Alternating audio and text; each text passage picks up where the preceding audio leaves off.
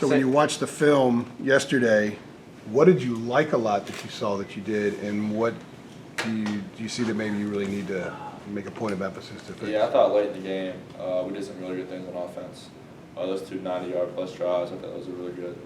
It was good for me as a young player to get that experience in the fourth quarter in a close game and be able to take the team down the field in those two drives. Those two balls, the one that Diami caught and the one that Bo caught, how much does it help your confidence knowing that if you just give them a chance to make a catch, that the guys like that can make a catch?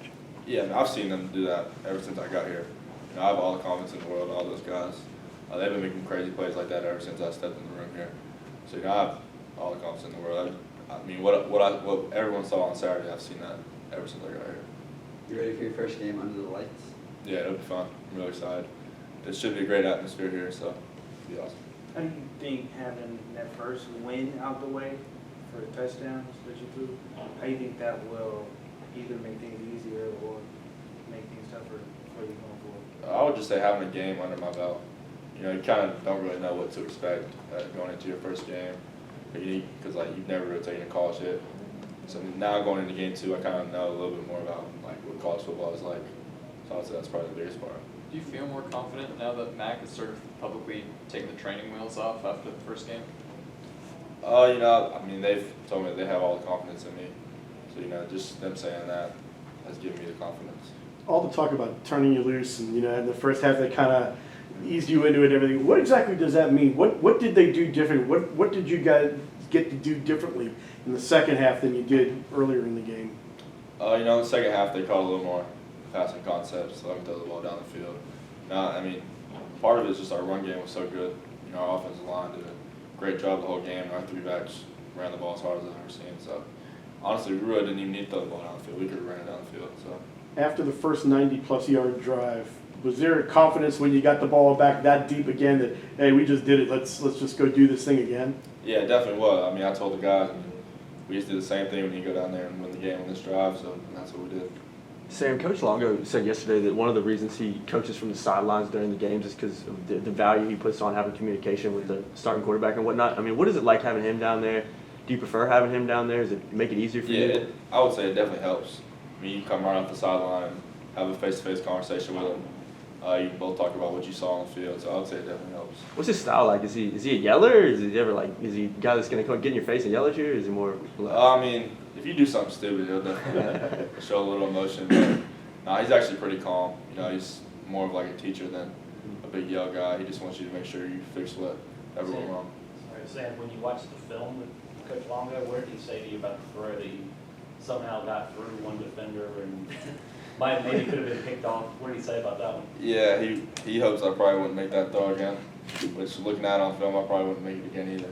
But, Watching the film, what did you think of all those hits that you took, and were you surprised that you got out from some of them? Yeah, watching the film, I definitely need to be smarter about the hits I'm taking. I definitely need to get myself down in different situations. Sometimes it's okay to fight for the extra yard, but definitely watching that game, I definitely should not have taken as many hits as I did. Along those same lines, what areas do you think you need to improve on? Things you saw on tape you can do better moving forward? I would say just ball security.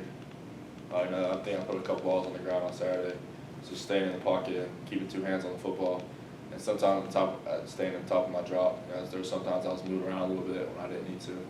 Because the O-line was doing a great job. They were giving me time. There was sometimes I just needed to stay there in the pocket and look downfield. After you fumbled the football, you came back and led two drives down the field to score. Was that something? Did Longo say something to you? Was that something that you handled on your own? What went through kind of after that fumble, leading the two drives down the field in your head? Yeah, I mean, our motto of the offense is don't blink. No matter if something good happens or something bad happens, it's all about the next play. Longo's preached that ever since he got here. So, I got to the sideline, it was all about the next play, and we were just confident in ourselves.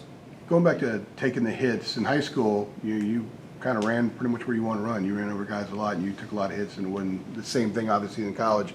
How much of an adjustment is it to now have to learn to sort of pull back and when to go down when your instincts told you before, just keep going?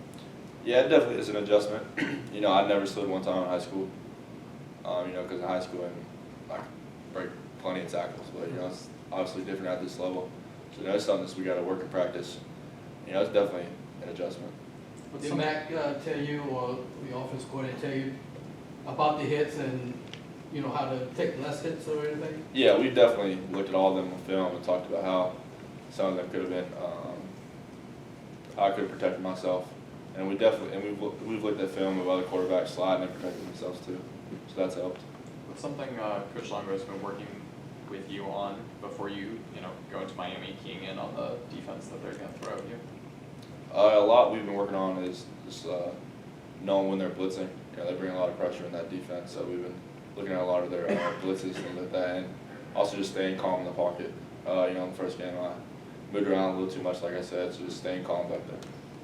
In terms of the blitzes that they're gonna throw at you, are they pretty unique to other teams that you've looked at this level? Yeah, at this level, I've only really looked at one team, which is South Carolina. So it's a lot different than what South Carolina did. Manny Diaz does a really good job over there. They have some really good players, so we got to prepare for it. As a guy who I'm sure envisioned success and coming in and playing well, what was it like to actually have it happen Saturday? It was awesome. It was a great feeling in the locker room. Just on the field after the game, it was an awesome feeling. Just knowing how hard these guys have worked. It's just a great feeling.